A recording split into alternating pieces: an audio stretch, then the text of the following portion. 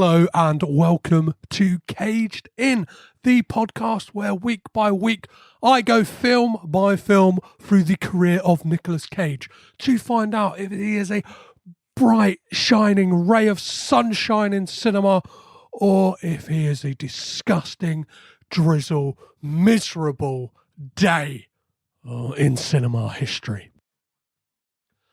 I get a guest to join me and I ask them, are they a Nic Cage fan? What was their first and which is their favourite Nicolas Cage film?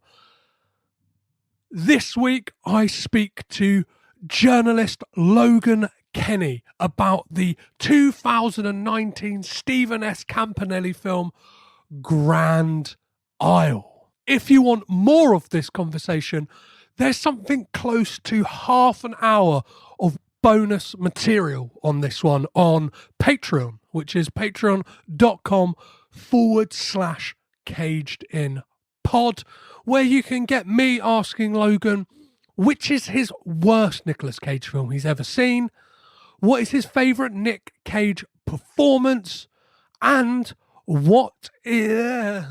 and if he could colour, and which living or dead director would he like to see Nic Cage work with? And this one is worth your £2 monthly subscription fee alone, just because we go into some really interesting places and talk about a kind of few different options, and we end up talking a lot about Jason Statham as well. It's a great conversation. So even if you just sign up for a month and then bin it, it's £2 gone. It's less than a cup of coffee. Obviously, when it comes to Grand Isle, we will be speaking about this film in spoilerific detail. So, if you don't want to know anything, I recommend that you pause the podcast now.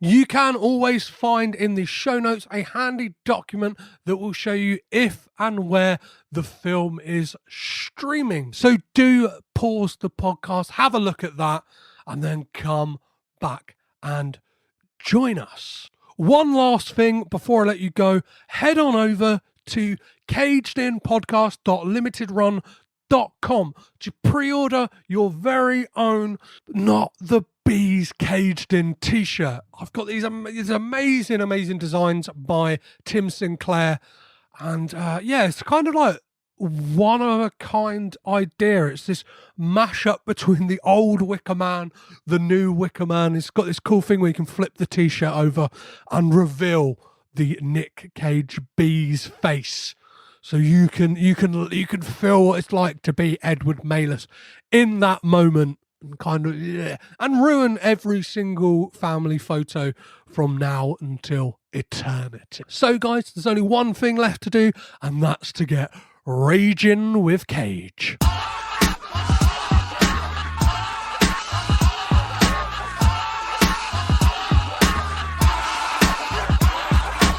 It's time to batten down the hatches, board up the windows and shoot a rifle from your roof to get prepared, because there's a storm coming.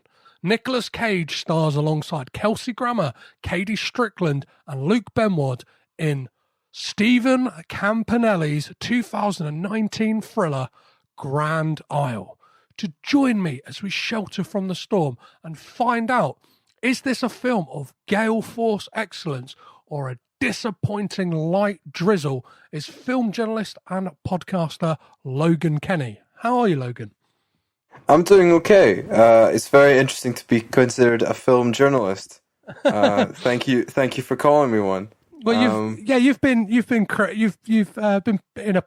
published, right? So yeah, I mean, it counts. I count as one. It's still just weird, though. I don't really think of myself as one. But it's nice to be considered a journalist. I will try and give a journalistic opinion on the upcoming motion picture. So yeah, I'm excited to be here.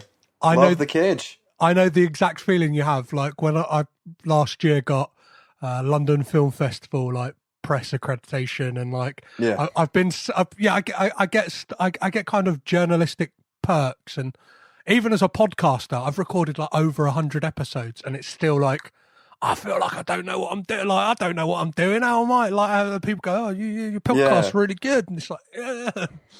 I feel like I've stumbled my way into success in any major of the industry. Like, oh, I just knew people, and oh, I just got lucky, and blah, blah, blah, blah. And it's just I kind of downplay my own accomplishments, I guess. But I'm doing okay, and I have enough of a platform to be invited on this podcast, so I'll consider it a win. Perfect, man. Well, before we get into talking about Grand Isle, I always like to start these off by asking, are you a Nicolas Cage fan? Absolutely. Without a doubt. He's one of my favorite actors of all time. I love this man. What is it about him that kind of like... He just cares. You feel it. He gives a shit. There is so much energy in him. He reminds me... this is maybe their acting styles are not similar, but in terms of commitment to any role they're given, he reminds me of Ethan Hawke, who'll perform Oscar stuff with the same amount of enthusiasm and energy as just complete trash. And Cage gets his life brought out by trash. He lives in it. He is made for it, and I respect him so much for caring enough to put everything of himself into every role he gets. It's a really interesting comparison to Ethan Hawke, and obviously they worked together in 2005 on Lord of War. But I always think like there's a project with those two at the center of it that needs to happen. Like they kind of like they've got like a similar-ish look. Like in Hollywood standards, they could play brothers at least. Do you know what I mean? Yeah, I feel like if tides had been different, Dog Eat Dog would have suited Ethan Hawke well. I think he could have fit in there. I would have liked to have seen Ethan Hawke. I think Ethan Hawke, Schrader, and Cage would be a great trio to work on something.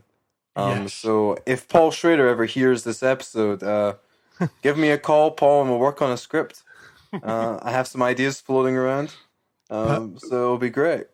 Perfect. Paul Schrader is somebody who I would love to get on the podcast, and I've actually made some advances to try and make that happen through happenstance.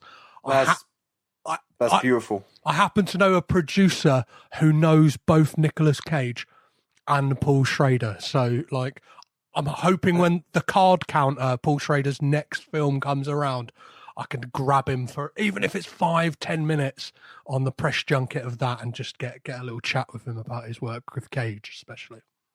Yeah, that would be amazing. I would be clapping and celebrating on your behalf for that. Well, that's an accomplishment. Amazing, man. I love Paul Schrader. He's a great filmmaker, a great writer, but he has the best Facebook account on the internet. And that's really important to me as a journalist. Amazing, yeah. He comes out with some weird and wonderful things on that Facebook account, right? For those of you at home who have never seen it, it's just kind of, it's almost like he's mistaken Facebook for like a text message. Like he'll kind of write stuff in his status updates. It's like, was he meant to send that to a friend as a text message? The things that he has said about Taylor Swift on Facebook are remarkable.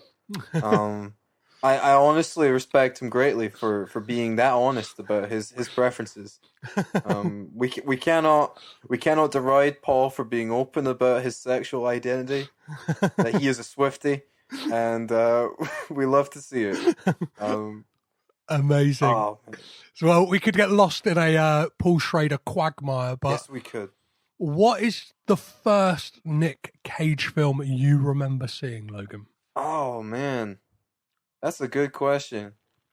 Well, I grew up with a lot of like older oriented movies. Mm-hmm. So the first one that I distinctly remember Cage in was Kick-Ass, which I insisted my parents to get me on DVD when I was too young, just like nagging them to let me see it, because I couldn't see it in theaters because I was too young, so I nagged my way to get the DVD, and I'd watch the DVD like 30 times. And I still remember, I haven't seen the movie in like 8 years, but I still remember pretty much everything about it because I saw it so many times. And Nic Cage just fucking kills it in that movie. I'm sure it wasn't the first time I saw him, but it was the first time he really made an impression. Like, damn, this dude made Batman like fucking insane. I need to see more of this behemoth of acting. And then I kind of went down a rabbit hole. And he became one of my favorite actors to laugh with, laugh at, experience in all the range of emotions with. And he's just one of the best ever. He makes me very happy. Well, there's that thing, especially with Kick-Ass, that you get this.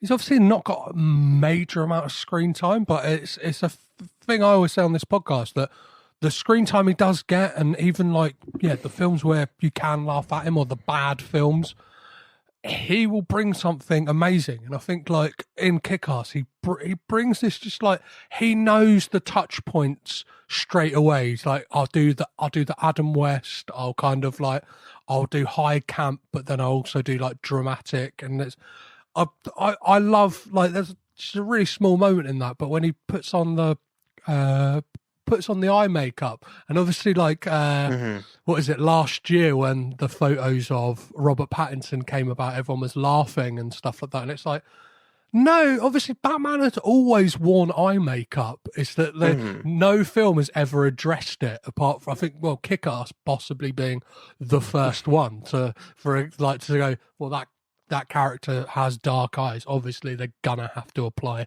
some makeup. But the thing is that Robert Pattinson is no Nicolas Cage. I'm sorry, Robert.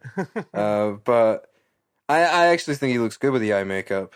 I was bullying him when the Batman trailer came out. I love the man, but I was bullying him for his terrible punches in the Batman trailer.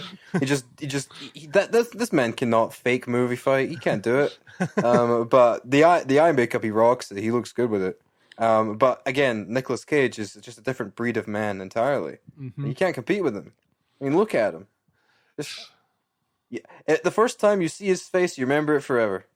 Yeah, you will never forget that face. I will see it on the day I die. Yeah, he's omnipresent, right? He's like that kind of thing. Like, I find it hard to pinpoint the first film I ever saw him in, because it's like he's weirdly always been there. Like, it's just, I think, like, once you I don't know, life is before, like, it's BC and AC. It's before Cage and after Cage. Like, that's all life is. Yeah, I agree. I mean, I can't really remember a time without Nicolas Cage. I can't really remember. It's like Star Wars. I can't really remember a life before Star Wars. It's the same thing. I think Nic Cage should be in Star Wars. I think that'd be a great fit. But I feel like we'll get trapped down a rabbit hole if I start pitching that. Well, obviously, Nic Cage being one of your favourite actors, it might be a tough one for you, but which is your favourite Nic Cage film? It's a tie between two, and I go back and forth. And it's Bringing Out the Dead and Peggy Sue Got Married, which I think are two of the best movies ever. And they're my favourite of each director. They're my favourite Scorsese, my favourite Coppola. And they have left a lifelong impression on me since the first time I saw them. I think Peggy Sue is just one of the most beautiful movies ever made. Just everything about it is just luxurious and beautiful and kind-hearted and sincere, and it makes you feel better for being alive by the end. And Bringing Out the Dead is almost the exact opposite. It's bleak and uncompromising and difficult and challenging and filled with just heartbreak constantly. But then there are moments of like peace and catharsis, even if the next day isn't going to be easier. I think about the ending of Bringing Out the Dead is my favorite scene Cage has ever done, and it's my favorite scene Scorsese's ever filmed. When he's standing in the doorway and he's basically allowed to stop taking on board, I'm trying to find the best way to describe it. He's allowed to no longer suffer over something he can't control, and that kind of peace he gets, even if it's not all the way gone, is just, it really resonates with me, and it's stuck with me for a long time. So those are the two that really are the high echelon of Cage for me. Perfect. Well, I always compile a list of people's favourites, and because of how passionately you spoke about it and how eloquently you described that ending of Bring Out the Dead. I'm going to pick that one. I'm going to do that for you as Logan. Peggy Sue Got Married, again, a fantastic film. Obviously, one that Kathleen Turner wanted Cage to be fired from because of that insistence on that voice he did. But the voice works. Like, at first, it's very disorienting, but by the end, you're like, I can't imagine this any other way. Because it's just like his singing style. It's the like, and especially when his voice breaks in the argument and like the night lit stairs, when it starts breaking because of how emotional he is. It's just it really elevates it. So Kathleen, I love you. You and Peggy Sue's top 5 performances of all time for me. But stop disrespecting Nick. You gotta leave him alone. He's a genius. Well, it's that thing. It shows that all the way through Nic Cage's career, he has made choices, and like that voice was a choice. And we'll probably get onto some of his other choices and his voice a bit more later on in the podcast. Well, it is time to talk about Grand Isle. $20,000. That's what I'm going to pay you to kill my wife. The devil comes to meet you. I've been watching you. This is destiny. Be sure to take my hand. Residents are advised to stay indoors. We got a hurricane. Would you like to make a call? You best get comfy. If you need help. All signs clearly point to you being the murderer. Tell me what happened. I didn't do anything. If he finds you hiding, Is it true that your wife don't treat you right? he will surely know. She drives me insane. The devil comes I know you got this in you. Without the sweet touch of love, we ain't got nothing. The devil comes. She's got a dark side. Darker than hell. The devil comes. He will not let you go. You gonna have to trust me. See what you did? You expect me to believe you didn't commit murder? Whoever takes the baby, Have a look in our basement. marries him in the dark. What's he talking about? He's a monster. You know that. That's the my little baby.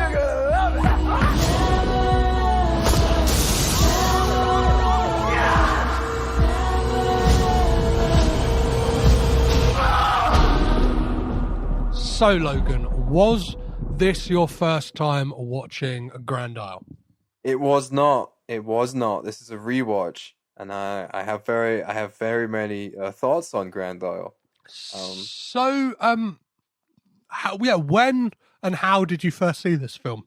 Well, I saw it in Glasgow at the CCA, an event ran by Matchbox Cine Club, who are amazing. They did Cagerama up in the CCA, and it was and last year in January. There was a few films, and Grand Isle was like the UK premiere in the theater. Was there? It was like an 11 a.m. screening. It was me and a couple of friends. It was the final day of Cagerama. We got up, we walked in, we had no idea what to expect. It was the same day. We were getting a Primal premiere as well, and we were doing National Treasure, Book of Secrets, which is another favorite Cage of mine because it's just fucking insane. So we got up and we walked in, and we had no idea what to expect. We just knew that it was probably going to suck, but we hoped it was going to be a kind of sucking that stays in the memory, and we could not have anticipated what was going to come next. We will get into it later, but Grand Isle is the only film I've ever seen in a theater that I fell out of my chair from laughing. I fell out onto the floor and laughed so hard that I was on the floor. It was during the credits. I fell off the chair and I just stayed there because I was having so much fun. I just didn't want to move because it was so funny. There was a few other films that were really funny that weekend, like National Treasure, Book of Secrets, or a classic Nic Cage fighting the cartel movie Firebirds, which is another classic of comedy. But Grand Isle, there's just something so funny about it. And the thing about Grand Isle is that every time I think about it, I've become convinced that it's actually good. Even though it has so many problems, it's too funny to be bad. That's the thing. It's too funny to not be good. So I knew nothing about this film, like apart from seeing posters and the DVD cover, and I was like, I was absolutely convinced it was like a set in the late 1800s. It's like if you kind of look at the poster for it and the kind of tagline to it, it's like it's Cage in this like military get-up. And I don't know, like an asylum movie, like Stonehurst Asylum with Kate Beckinsale or something like that. Yeah, or just like, or like The Beguiled. Do you know what I mean? It looked like a kind of like, straight to like VOD, Southern Gothic, yeah, like period piece. It's not contemporary, but it's not that old. No, it's not that old. It's something else. I honestly don't really think you can have expectations for Grand Isle. Really. It's just it defies expectation at every whim. So could you give us a synopsis for this film? How would you, for someone who's never seen this, how would you kind of? I would have to inquire with people that haven't seen it.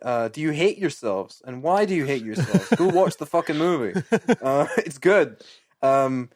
If you pay for it and you don't find it funny, you can direct message me at Logan Kenny 1, and I will refund you personally the rental cost. Because you have to watch. If you don't laugh once, I will refund you. Because the movie's too funny to deny. So it's this kind of lurid Southern goth like thriller, and it's about this. It's this handyman. He's broke. He's got a wife. He's got a young child to feed. He's got to work. He's got to get some money. They've got to have a better life. So he takes a job for this strange couple in this big manor. There's this wife who's very, very horny all the time. She's a very femme fatale, overwhelmingly campy, like middle-aged actress who just wants to fuck, and you can tell immediately. Because that's the entire performance she's giving is seductress, basically. It's very simplistic. This film is like sweaty with like. Do you know what I mean? It's everyone. Cage gets really horny in an uncomfortable way. The main dude is like, in like porn when it's like the woman springs out on the guy and he's just like, what? But it's like, okay, and that's the kind of energy he has the whole time. And so basically, Cage is playing a New Orleans bayou-dwelling Southern man, and he doesn't like this handyman. He hates him. In fact, he views his existence with vile disgust. He doesn't like his wife either. They hate each other. He hates everything. And then, unfortunately for the handyman, a storm comes in, and he's got to stay the night. He can't get home to his wife, but to his child, he has to stay alone in this house with these two fucking terrible people that hate each other, and watch as the complications unfold across a sweaty night in New Orleans. And it cuts back and forth between that timeline and a few days in the future, where it's the one and only patron saint of the money plane himself, Kelsey Grammer, who is a Louisiana cop who is interrogating him. What? And well, the thing is with Kelsey Grammer is he's just doing his like utmost best foghorn leghorn impression. Like, so good. I say, boy, what were you doing in their car, boy? It's remarkable. Kelsey Grammer, he is my favorite actor of all time, I think, because every time he pops up in a direct-to-video movie, you are going to get some of the funniest things you'll ever see. Have you seen Money Plane? I need you to see Money Plane if you haven't. No, Money Plane has him say the line, "You want to bet on the guy fucking an alligator? Money Plane." And that's not even the funniest thing he does. He smokes cigars while listening to trap music. His name is Darius he's Darius Grouch the Third, the Rumble, and he's going to take down the money plane. It's just one of the best performances of the year. And Kelsey Grammer, he gives another top tier performance of 2020 in Grand Isle, because every scene he's in, you're trying not to laugh. Mm-hmm. Because you have a minimum amount of laughs in you, right?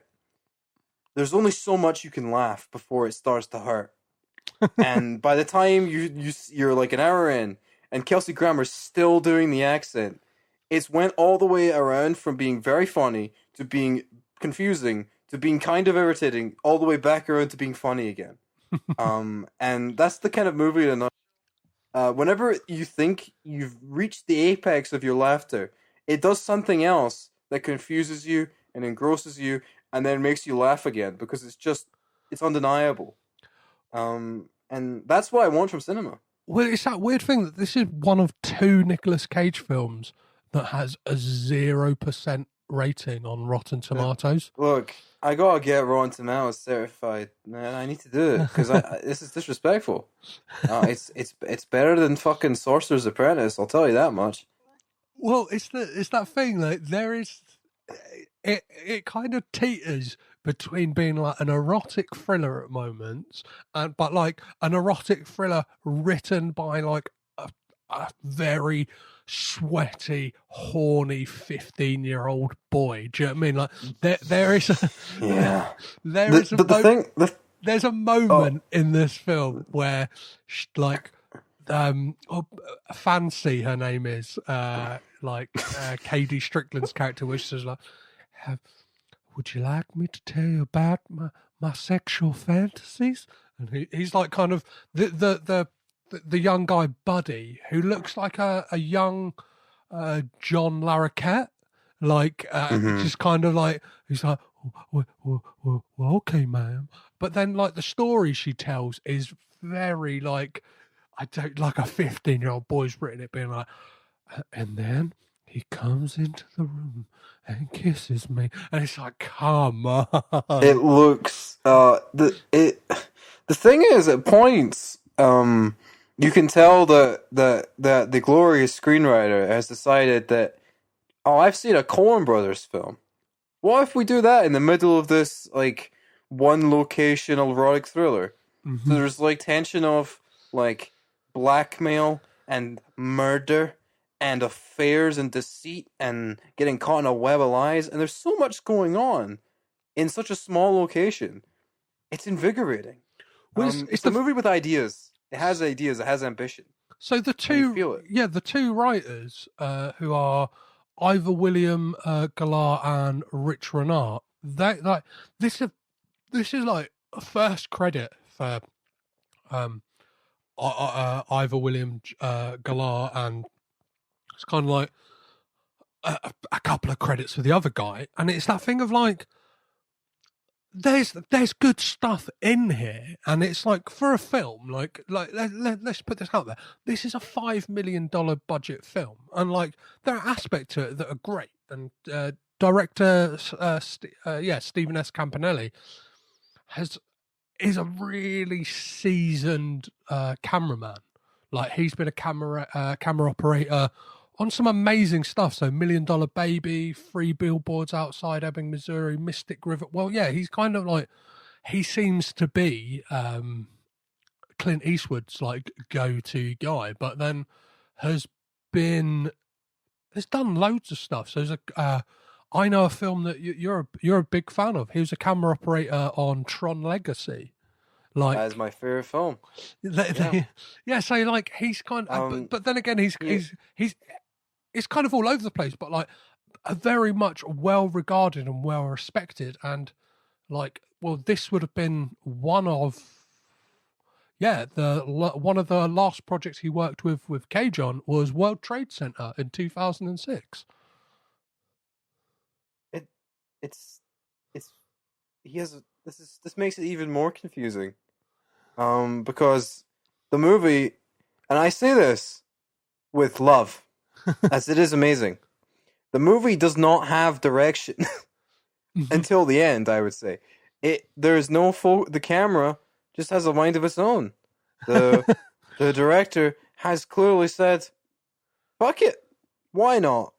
And that kind of energy, like it does a lot of the thing. It does feel like they've just had an idea and they just kind of ran with it on the day. Yeah, and it's that thing. I think Cage tends to work with a lot of like first-time directors, but like will have these impressive CVs in something else. Whether it's like they used to be a stuntman or like they've produced some amazing projects, and then they've gone, well, yeah, this is like a third-time like project for Stephen Campanelli, but it's that thing like obviously operating a camera is vastly different from being like a DOP. Do you know what I mean? And it's like that thing that you can be told where to point it, but then it's that thing of like to then it's like kind of like 2 steps removed, being like not just framing it and lighting it and stuff like that, and then it's like directing a shot. Like it's like completely different. It's like the Wally Pfister thing. Like you can shoot movies and then you make a movie and everyone fucking hates the movie, which is. I forgot Transcendence was a thing until I just remembered it there for this example, but to be fair to Stephen himself, Grand Isle is one of the best films of the last few years in terms of comedic value. The thing about Grand Isle is that every bad decision ends up being good in the long run because it makes it funnier. And look, to be completely honest, I am an agent of chaos, and I just want to laugh. Truly, this makes me a bad critic, but I could disregard like basic visual problems or like script writing inconsistencies or like the concept of what makes something good. I could just throw that away at like a drop of a hat. I just want to be entertained. Really, I'm simple in that way. If I just like some of my favorite movies of all time, just make me just happy. And Grand Isle, there is no film from the last, like, apart from maybe like Money Plane or some other stuff like that, there's no film that rejects being good as gleefully and wonderfully as Grand Isle does. And I think there are so many better movies than it, but there are like a bunch of like really good, really solid stuff that have completely faded from my memory in like 2 months. I could, even before the rewatch, I could tell you like fucking entire scenes of Grand Isle off the top of my head because I thought about it so much. So is there like in that first kind of like what I would say like 3/4 of the first 3/4 of the film, like what before we get to the denouement, that kind of reveal at the end, what scenes stick out for you in that kind of the earlier moments of the film? Well, what really sticks out is how just fucking insane Cage is in terms of scene to scene. Like he always has a different motivation. He always has a different thing. But the only thing that stays consistent is that he's just mad, just angry, and boozing, just going through it. And just like the stuff about his character's background, even before the big stuff at the end, which we'll get to, because oh my god, it's just the way he says things. I can't believe it. The scene where they're all having dinner, when he tries to talk about the plan with the wife, and he's just doing this voice, and he just keeps looking around the room, and then whenever like is his name Buddy? I always forget the main guy's name. Whenever Buddy sits and he just looks at him like this, like a gravel, like this ferocious roar, like you've angered the beast. There's a moment on that dinner table scene that like it's a delivery of a line when he said like, and it is brilliantly delivered by Cage, and it's like, when was the last time you had your cock sucked? And he's like it's like from 2 separate sentences, like that kind of like cock and suck. Like, the thing about Grand Isle is the thing that it starts out as, if you had no idea what the plot was, like we did, like I did the first time I saw it, there's absolutely no way to predict what the fuck goes on after. Well, yeah, there's no build up to it. It just happens. They just throw in things that are ridiculous, and it's not even that they throw in one thing; they throw in several. Yeah, there's a lot of like, there's what Chekhov's basement. There's kind of like Chekhov's gun. They kind of throw in all them kind of things. They kind of like And dangle a couple of things at you, and then it's like, look, oh. They've got like the framing device of like something bad happens because he's being interrogated by Kelsey Grammer, but you assume that because of like the stuff like we were talking about, like killing his wife and like blackmailing and all that kind of stuff, that you think, oh, maybe it's because of that. Maybe they've been caught in an incident like that. No, that's not it. No, create things you could never have guessed involving people being kidnapped and drugged but used for reproductive purposes. All of that stuff. So yeah,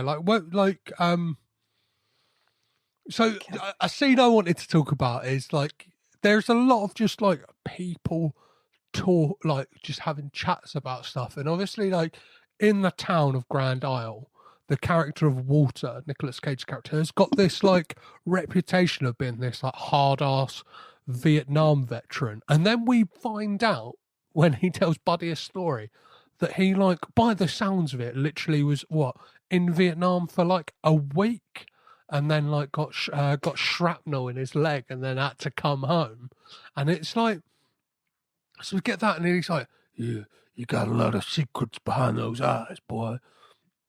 Like kind of telling him about, like, he's like, you like, yeah, because there's this weird thing that there's like he's from the military and Buddy's from the Navy, and there's this kind of like going head to head from it. But like there's that weird scene, and another one that jumps out to me is so obviously that's when he propositions him to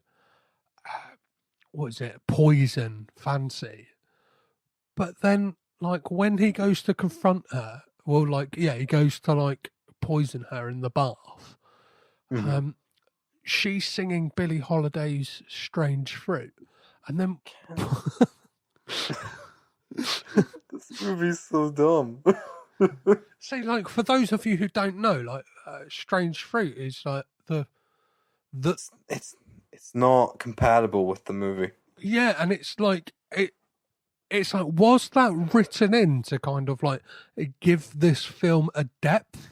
Like, because obviously Fancy like talks about like the writing of that song. So, well, this used to be a very divisive song. It was actually banned, like because of its anti like lynching message and stuff like that. I just said like, and it's like, and the ironic thing is, it was written by a white man, and it's like, what's this got to do with anything? Everything in the movie is like this. It's unbelievable. It's so good. It's so good. Look, all I'm saying is, if this movie's like entire construct was written like a postmodernist novel, everyone would be fucking all over it. Like fucking like Thomas Pynchon or something like that. If they wrote the plot of this, everyone would be like, wow, what beautiful disregard to form and narrative and expectations and standards of quality. He's breaking down barriers. But because it's a trashy Nic Cage movie, it will never be seen as this kind of great intellectual work. Well, because that's disrespectful. For a chunk of it, it plays out a bit like I'm thinking of ending things. Do you know what I mean? Like somebody in a situation where they don't want to be having an awkward dinner with two people, and they're weirded out by the basement. It's like all I'm saying is that Grand Isle, it may have a very memorable ending, but the ending is funny and good. Unlike I'm thinking of ending things, but that's another conversation for another time. But the thing about Grand Isle that does really stick out to me is that, you know, you have like the construct of like it's setting up like erotic thriller, like a lurid drama, like mystery, and it plays almost like a parody of them and a subversion of them, then it just disregards them by the end completely. Like it plays around with genre ideas and identity, and like puts them on like you try on clothes in the changing room, and then it just throws them out and streaks naked through like the fucking like H&M. Like that's basically the movie. Well, it's got that thing that like at moments it very much flirts with the idea of being like a a late afternoon pot boiler as well, like this kind of like Yeah. burgeoning tensions and stuff like that, and you kind of don't know what's going to happen. It's kind of very like innuendo based, not overtly sexual, but at least like we're like it's titillating without showing you You're never anything. by the second half of the night, you're unclear how.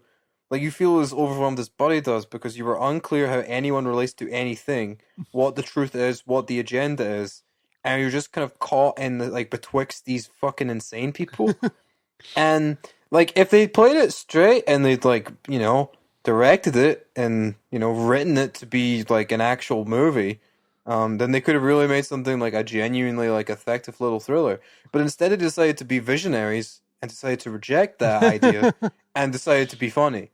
And that's more important, like I've mentioned before. Well, there's that crazy moment when Fancy and like Buddy have had sex, and like she finds very conveniently finds the poison. Does she's like, well, that's it. I'm gonna have a word with Walter. Like, I am a Southern lady after all. It's the sex, indescribable. Like, just no. It's like when you're a kid and you have a vague idea of what sex is, you just kind of smash dolls together. It's like that, but it's southern and it's steamy, and we watched Body of Evidence.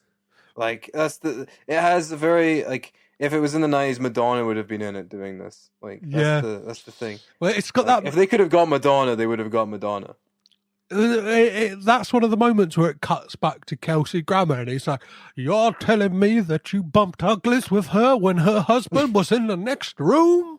And he had asked. I mean, you gotta respect the audacity to do that. Like, you gotta respect it. Like, I mean, you can't even really be mad at him. You just have to respect the call of it. Like, yeah, I mean, my heart's broken, but I mean, damn, you really went for it, and I have to respect you. But there's something. Cage is playing it so weirdly. Well, one of the perfect examples of that is when we get that confrontation downstairs and Fancy stabs him in the hand, and then he smacks her, and then he again another amazing delivery from Cage when he says about pouring the pot. He's like, pour it on the rack. This is my top 10 of 2020, I think, honestly. Because there's that, and there's it's just so good. So for those of you who are listening who for some bizarre reason didn't bother to watch this, fuck you. Yeah. Fuck you.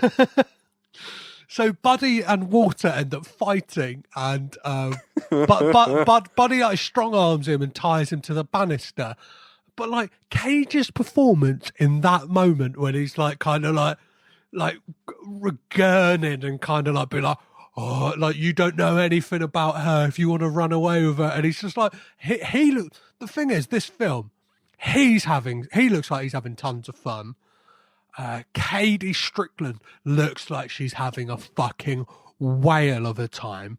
And the actor who plays Buddy, so what's his something? I have no idea. Luke Benward, fake name. Just kind of looks like he's just gone. His mum had told him to go get some groceries, and he's ended up in a film. He's not giving anything. He looks baffled, and that kind of adds to it. Honestly, it's one of those things where I think a bad performance actually adds to it, because it'd be weird if he was good. Mm-hmm. It'd be weird if he was having a good time. It's that kind of blank, I'm trying to think. He was the high school student that everyone kind of liked because he was handsome and he did all the things, but no one really got to know him or cared. He was just the guy that was there, and the guy gets kind of forgotten by time and by history, and that's the kind of energy he has. And like especially with like Kelsey Grammer, where it's just one-on-one, and he's just like, I didn't do this, blah, blah, blah, blah. And he's like he's staring, and he's like trying to be sincere and failing, and Kelsey Grammer just goes, "Rah, rah," and I don't believe you. Like it's a baffling contradiction. It's just look. The thing is about this film. What? And I understand that if you have like a normal brain, which I don't, and you look at it and you watch it and you're like, that was fucking terrible. I get it. But what you cannot deny is that it makes you think. It's provocative. It makes you contemplate things. Well, like it's impossible to look at this and just be like shrugs. Well, it's kind of it's work. The film is working. Do you know what I mean? It's like really like working to try and do something from you. Whether it's like the score with like the high pitched strings, like So telling you like much. high drama and funny. stuff like that. And there's like it's weirdly tense in moments. It's weirdly sexual as well. There's that moment when she's like going, "Have sex with me here in front of him." The thing about it is that it's sexual without being sexy, which is even funnier. Yeah, it's aggressive. It's like aggressively like, there's something, sexual.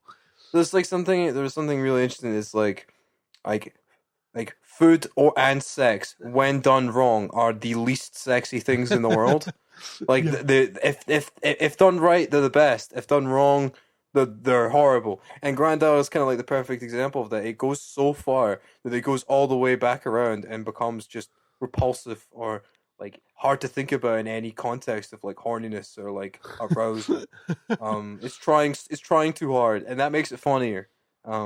Because it would be weird if it was sexy, because it's a movie with Nicolas Cage as a southerner, playing like talking about the shrapnel and poisoning his wife and being cocked. Like, it'd be weird if it was hot. Like, so I don't know. Like, the thing about it is that all the reasons it works for me, I don't believe can be intentional. But if they were intentional, there is something fucking genius about it. Like, if this was on purpose, like this metatext deconstruction of like erotic thrillers and pot boilers and like standards of good, then they Steven really fucking snapped with it. Well, there's a thing, like, I thought, like, at one point, I was like, I'm not really gelling. I thought, like, I'm not really gelling with this. And then all of a sudden, there's a moment when he's, like, trying to get into the basement. And I genuinely was like, he's getting in the basement. And I was like, I'm invested in this. Like, you do want to know what happens. It gets you. You want to find out. It sneaks up on you. And then the thing is that when it leaves the house at the end, after the big there's a police raid. We'll describe that in a little bit. But when he leaves, when it's all over, and you feel like the movie, it might not have like a strong climax. It might have it might fizzle out once leaving the house. The thing about Grand Isle is that it saved its best moments for last. It saved the funniest thing it has to offer for the final scene. Right, and so before I love movies for that. Before we get to the final scene, obviously, he after he tries to go in the basement, he gets shot at by Fancy. She lets water loose, and he ends up in that room and finds that guy who's just strapped to an IV, just in this kind of room full of bric-a-brac and old mattresses. And it's like, what the fuck is going on? And this is like with comes out of nowhere. Nowhere. There's no red herrings. There's no little like foreshadowing moments. It's just, oh yeah, they're fucking insane kidnappers. Well, the thing is, you say there's no foreshadowing. Like, there is like a couple of moments earlier on in the film, and I was like, why? Like, it's nothing's happening in this scene, but it's just someone watching the TV, and it's like, just to remind you once again that a kid has gone missing. And I was like, okay, like. Maybe, but I didn't know in which way. In the context of this scene, I was like, why is he in that room? Like the basement Like- is locked and secure. That feels like the place stuff is going on. It's like if it does some don't breathe kind of shit, but it's better because it's instead of being like provocative in a very boring way, which I'm being very mean to movies people mostly like. I apologize, but instead of being kind of like provocative in a way that isn't really interesting or like lasting, it's provocative in the complete opposite way, and that it fails to actually shock or titillate beyond what, why, Yeah. why'd they do that? And I think that honestly that interests me a little bit more because there is just something we're trying to figure out what the mindset of this decision was that I still haven't wrapped my head around it 12 months later. Like, Well, so why? Why the script? This didn't need it. It didn't need to be there. The script had enough tension. Like, Well, yeah, we're talking about like, well, let's get out of the house and talk about the fact that this film, then this is where it kind of all loops back round and kind of brings us full circle to him telling the story of what happened and him now. So obviously he has a scuffle with Walter, gets knocked out, wakes up in a car with the kid who was on the IV, shot in the head in the like footwell of the passenger side of the car. And then you realise he was framed for murder. And this is something I don't understand. It's like obviously it's supposed to be like a rinky-dink town, and Kelsey Grammer's character's going like, well, you're not going to get your phone call, boy. We don't do phone calls in this rinky-dink town here, boy. This ain't the big city. And then, like, he just invites his wife in to kind of like, I'm sure she's got some questions about, like, what you've been up to. I'm like, yeah. really? It's like, I don't know. Like, would they be doing this? Like, The thing is, they don't care about the rules. No one's coming to check on your rules or your rights. We do what I want because I'm the sheriff in these parts, brother. Like, that's it's trying to get like a severe like emotional drama with him and his wife and their relationship and their financial status, but it just doesn't. But the thing is, whenever it gets close, it's just like, nah, we want to fuck around now. well, you can't build that up within like a scene. Like, all we get is like maybe like, I don't know, 5-line exchange at the beginning where he's like, which if anything, the main thing I got from that exchange at the beginning is he's just really horny and she's not up for it, which kind of like he wants out. Like, he is not bothered that he doesn't get, like, there's obviously the despair about like being stuck with these people, but it's not. I don't think it's because he wants to get home to her. I think there's this kind of like lingering kind of resentment there, which is kind of interesting. Like the build up to the house is like it's almost normal, before everything goes off the deep end. And the interrogation scene is kind of like, it could be very potentially like poignant, but it's not because it doesn't care about that. Well, because right at the beginning of the film, and I hate to like jump right back to the beginning as we're getting like right near the end, but like we kind of get these like glimpses of things to the future. So obviously we have like Cage shooting a guy who like was trying to burgle the house, and then like that's the reason he needs the fence fixed in the first place. And then right at the beginning of the film, we have just this scene of these two like Girl Scouts and Fancy talking to them, and then like kind of that's when it kind of jump cuts, and like I was like genuinely, I thought there could have been like a supernatural element to this film. They could have thrown it in. It wouldn't have felt out of place if they'd done it. No, it kind of felt like at some points felt like it was playing in the like at least the sandbox of like a American Horror Story. It kind of had like that vibe to it. Like I can see that. If at any moment they kind of turned round and it like the twist was that like Fancy and Walter were kind of like, I don't know, like they just these weird immortals who like have to kill people to live, and had kind of been alive since like the 1800s. I would have gone, yeah, that makes sense. The thing is, is that somehow the direction it does go in the final scene is more beguiling and strange than any supernatural element could have ever been, because there's absolutely zero way you could ever predict what the final message of Grand Isle is.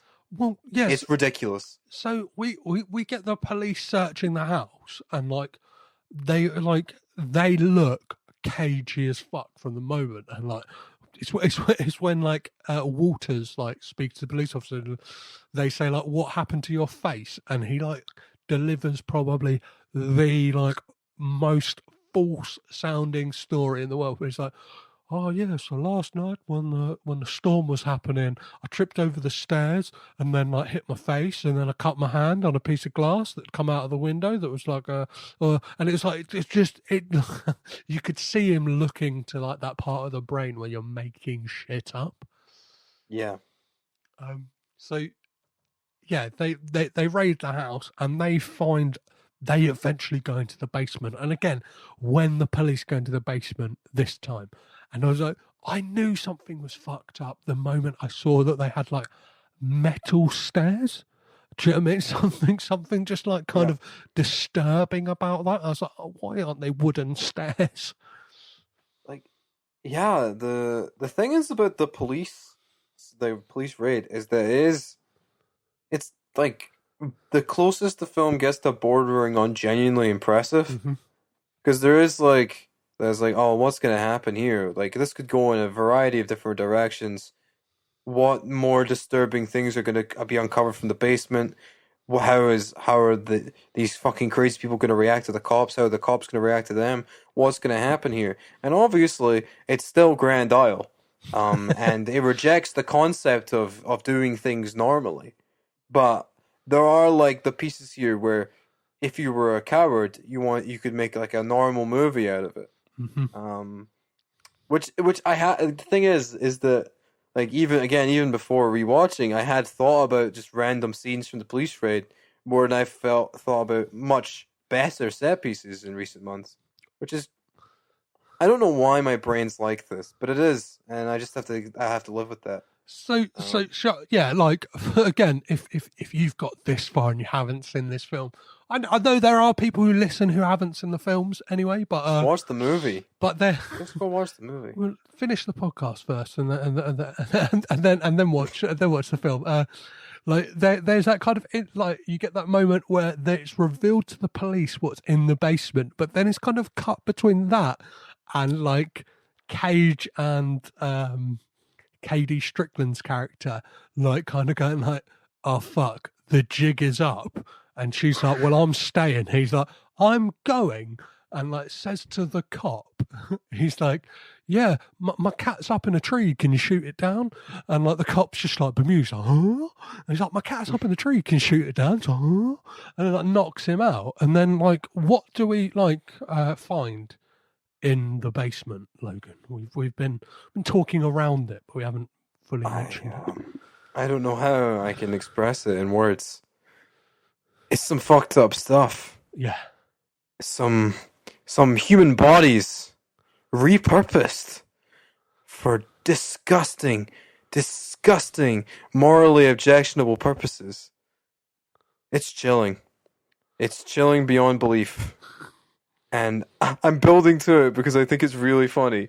But the thing is, it is very Don't Breathe, in that it is just a ridiculous idea, but it's played so straight that it gets even funnier.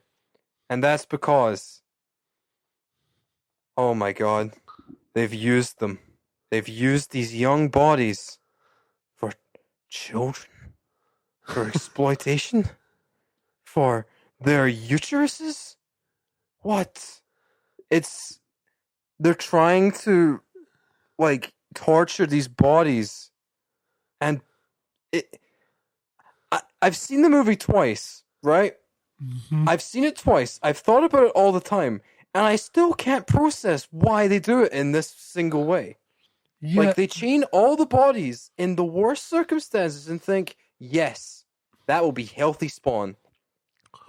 Well, it's that, and so when we get right to the end, we get that classic like that thing you get in a lot of lazy storytelling where it's like we get lines that were delivered throughout the film to kind of really hammer home the message of the film and like show you all the signposts that were along the way of stuff that's fancy is said or something, or people have said, which is like, if we could, we would have a really big family. Unfortunately, my uterus is barren. And then it's like, so it turns out that they kind of have this kind of like weird kidnapped like kid to teenage like family farm, basically. They're trying to create their own family. They're trying to but instead of like the conditions that would probably create a healthier baby, they just throw them in the basement and fuck them up and fill them with drugs and IVs and ruin their entire existences. But the thing is that even after this reveal, somehow, in my opinion, it gets funnier and crazier. Well, which is ridiculous. So everything after they leave, so crazy. Everything after this feels like it was filmed in pickups. Yes, it feels like a different set. Yeah, it feels like they were making something else. Well, yeah, it kind of feels like I don't know, like partway through like the editing process, they went, "Oh fuck, we haven't got an ending to this film. Like, can you? What do we do?" Like, and one of the reasons that is because obviously Cage's character manages to like get away, and he like turns up an undisclosed amount of time later. Does it say in the film how long later it is? I don't believe so. So yeah, he has like Buddy's wife and daughter have gone to her sister's house to get away from the madness, to get away from him, but Cage's character Walter has kidnapped them and kind of turns up to the local diner and he's like, "Hey Tadpole, like get out here!" And he's got her held hostage and the baby's in the car. It's very important to pick out that, like we've mentioned, because there's brief little things to it, like in previous, like with the uterus stuff. Mm-hmm. There's previous little mentions to his military background. He's wearing his decorative like military outfit. He's got the medals on. He's got the coat on, and he is yelling with it. This is very important because it leads into some of the funniest things I've ever seen in the film. Because that's right, after the fucking teenage baby factory basement and the potential wife murder and the erotic thriller and the marital discomfort, the movie decides that it wants to represent the struggling veterans of America that don't have support from the government, that don't have support from the system, from the people that are bereft with PTSD. And so his final, like, he has like an interaction with Kelsey Grammer. He gets killed, and his interaction is like all about the ways that veterans have been mistreated in society following their return from the war. And the thing that really killed me, and the thing that killed everyone I saw it with, and the thing that sent me on the floor, is that in the fucking credits, there's a "For the Troops" declaration. No. There's a declaration during the credits that dedicates the movie to the troops. And it comes out of nowhere. Like, even with the brief allusions, it comes completely out of nowhere. There's no reason for it to be a movie that ends after all this shit about the troops. And I want to know what, like, an American soldier thought watching this, knowing that it was dedicated to them. Because I can't imagine the brain power of Steven and everyone that was involved in it deciding that, yes, we're going to end this fucking lurid thriller and we're going to make it a fucking, like, tribute to the soldiers, the brave veterans that don't get the care they deserve. And it's just so fucking funny. I can't. It's the best movie ever made. It crams in like the basement twist and then the pivot to troops within 10 minutes of the ending. Well, it's so quick. And it's ridiculous. It's got more endings than Lord of the Rings to Return of the King as well. It's so good. It does so many like fade to blacks. Like Like, because Yeah. after Cage is killed, like in a blaze of glory, you think, oh, I thought it's fucking over. Oh, great. And and then it kind of fades back up again, and it's Buddy in a hospital bed, and then like the kind of like the end scene you're left on, it's him and his wife saying, "We're gonna take it slow," and it's like, is that it? Like, okay. It's like, what's the like? It's kind of got this weird, like the kind of we've got that weird veterans message, but then we've kind of got what has he learned throughout all of this? Do you know what I mean? Like, be patient with your wife's body after pregnancy for sex, because if you go for affairs, you will end up in some fucked up predicaments, and maybe change your perspective on veterans returning home from war. Maybe you'll learn something. The things that this movie does, because there is no intent of being progressive or having a social message or whatever throughout, and then it decides to become a message movie after the teenage pregnancy form. It is so staggeringly misconceived that it is brilliant. It's just remarkable how much it tries to do in such a short space of time, how many things it does, and how fucking ridiculous it is that it tries to be a movie about like a very serious subject after what it does. Like, it tries to like pass itself off as being like a very like well-intentioned movie about like the plight, veterans' rights, and it's not. And I fucking respect it so hard for trying to like leech its way onto a cause. Like, it's so insidious. Like, there's no way that anyone can watch it and think, yes, that's a movie about the veterans that we need right now. And God, it's so funny. So what's weird about that scene when Cage turns up in all his like military regalia and stuff like that is the fact that like he's had a shave. He's had a haircut, but to me, it's like, yeah, that could have been a character thing, but then it did feel like they'd like moved on to film something else, or had like cut the hair and they've gone. It has very we fucked up. It's like we need an ending. Like with like the snowman, how they forgot to film like a quarter of it. It was like that with Grand L, but they were able to get him for like an hour of reshoots. Like, all right, just hop your ass over, Cage. We'll pay you $10,000. We'll do this. Get the shot done. We'll go. And he's just like, and then they're just like, what are we gonna do? And you're just like, Cage, Cage is just like, I'm imagining he just has a military outfit just for his own purposes. So I would like to believe that it was not originally going to be part of it, and he just turned up in it, and they were just like, all right, I guess we're making it about vets now, because that would be even better.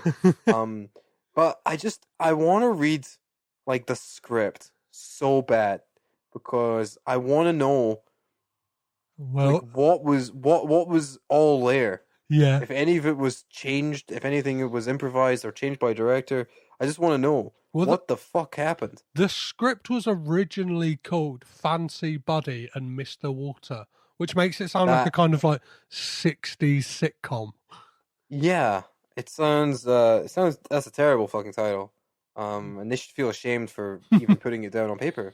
But Grand Isle doesn't really mean anything either. No, it's just a place. It is a genuine place. Yeah, it's literally just that. It's like, it doesn't say anything. It could be about anything. Well, it could be anywhere. Like, I don't know. I think that's what these kind of direct-to-video, like DVD films, try to like do, is have these ambiguous titles and these bombastic-looking covers where people who like are in a supermarket see them and go like, Nicolas. And 9 times out of 10, they will have Oscar winner Nicolas Cage on the cover as well. The Leaving Las Vegas has left a good cultural impact for people like us, and people that respect like £3 DVD purchases in like a Sainsbury's. Yeah. So before we wrap things up, as I always ask at the end of these, does Nicolas Cage have bad hair in this film? Yes, he fucking does. It's a terrible haircut. It's overgrown to the point, but it's not grown enough. So it's like almost melody, but it's on his shoulder. It looks terrible, but I love it. Is it natural, do you think? No. I think wig. Yeah. Like, it has to be. Surely. Because if that's what his hair looks like at that length, I feel so bad for him. So, it's a weird thing. So, obviously, like, we're speaking now in, 2021. And it's that thing, like, in the space of when this was filmed. So, this would have possibly been filmed latest, mid 2019, right? Yeah, I would say so. Like, Yeah, 'cause it I'd had say like late 2018, early 2019 sounds correct. Yeah, I think. so, but like since then, and like obviously when you see him now, whether it's like the history of swear words and stuff like that, he has had some hair work done. Like his hairline has gone like forward. It is considerably crept forward. And like, I'm not saying it's a bad thing if you got the money and that's what you want to do. Like, I'm a man who suffers from male pattern baldness. That's why I'm wearing a hat as we speak right now. But it's like a thing of like, he's looking good, but like you can really see it there. Like, it's scraggly as well, that hair, and it's horrible and but it fits the character, right? No, it suits. It's just not a good haircut. I hope it's a wig for his sake. Perfect. But even if it isn't, he got the work done, so good for him. So, does he have a crazy voice in this? Obviously, earlier Of course he does. Yeah, he's from the Bayou. And last, but not least, obviously, what a lot of people go to Nicolas Cage for, does he freak out? Yes, he does. What is the big moment like freak out for you in this? I would say either the cock line or him reacting to getting stabbed, or especially the ending when he gets shot. Leading up to that, I would say that's the peak Cage moment. He does not die convincingly. I'll say that. I would not believe he was dying. But it makes it even better. It's a special motion picture. Amazing. And like last question, I like to round this thing out. Would you recommend people watch Grand Isle? I think if you haven't already, that you are lesser for it, and you should do that and watch it. Amazing. I think everyone needs to see it at least once in their life, even if they don't understand it. I think it's just one of those things that should be essential. Fantastic. Because it teaches you about cinema. whether it's whether it's good or bad or whatever the fuck you think of it, I think everyone will learn something from it. Yeah, whether it's what to do or what not to do, you can decide that question for yourself. Or you'll just laugh like I did. Amazing. So where can people keep up to date with everything you're doing, whether it's what you're writing and podcast stuff, whether it's chasing Statham or anything like that? We are currently on hiatus, but we will be back at some point in the near future. But you can find me at Logan Kenny 1. You can find my work on publications like Cinematary or The Film Stage, or Little White Lies occasionally, which is pretty cool. You can find me on Letterboxd just under Logan Kenny if you want to see the frankly insane people that leave comments on my things. But yeah, you just follow me, shoot me a DM if you want to talk about something. I usually respond. So yeah, just check out my work and give me money. So yeah. Amazing. Well, Logan, thank you so much for coming and raging with Cage. No problem. Yes, glad to.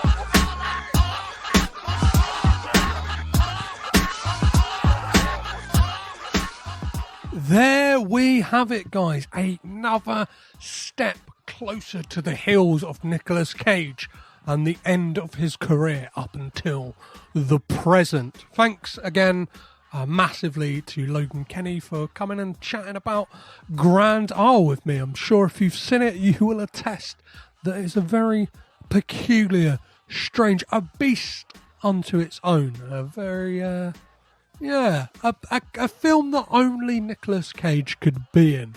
And I guess that's why we love him, right? If you have some strong opinions about this film and would like to get in touch with the podcast, do feel free. You can always do so on social media, which is at KaDeeStrickland on Twitter, Instagram, and Facebook.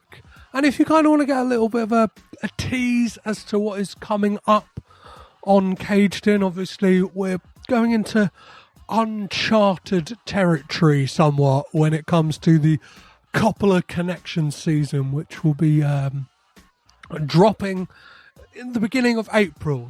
I've got a date in mind. I know the exact date it's going to drop, but I will keep listening. Keep your ears and eyes out, and there will be news of that coming very, very soon as to when that will be dropping in your podcatchers. Obviously, the podcast will be taking a somewhat mini hiatus. There'll be plenty of bonus stuff coming out in that kind of interim period, and even today, I thought there was only 2 episodes left of this podcast. No, there's not after this. There's 3, because Willy's Wonderland comes out on the 12th of February. So, I've already got a guest lined up for it. Hopefully, I have a couple of interviews around the film that will be dropping a day of release for that film. So, exciting times if it all pays off.